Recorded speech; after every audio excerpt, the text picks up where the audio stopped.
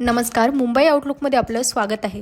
राज्यातील वाढती महागाई आणि महिला युवतींवर होणाऱ्या अत्याचारांविरोधात आज राष्ट्रवादी काँग्रेस शरद पवार पक्षाच्या वतीने मंत्रालय परिसरात जोरदार आंदोलन करण्यात आलं. पक्षाच्या प्रवक्त्या सक्षा सलगर यांच्या नेतृत्वाखाली झालेल्या या आंदोलनात महिला कार्यकर्त्यांनी सरकारच्या निष्क्रिय विरोधात तीव्र संताप व्यक्त केला.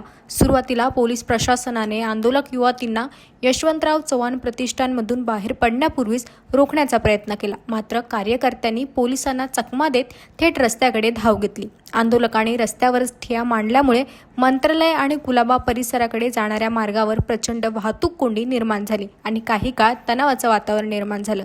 सरकार हमसे डरती है, पुलिस को आगे करती है आणि ही गुंडागर्दी चालणार नाही अशा आक्रमक घोषणा देत कार्यकर्त्यांनी परिसर दणाणून सोडला. अखेर परिस्थिती नियंत्रणात आणण्यासाठी पोलिसांनी सक्षा सलगर यांच्यासह अनेक महिला कार्यकर्त्यांना बळाचा वापर करत ताब्यात घेतला.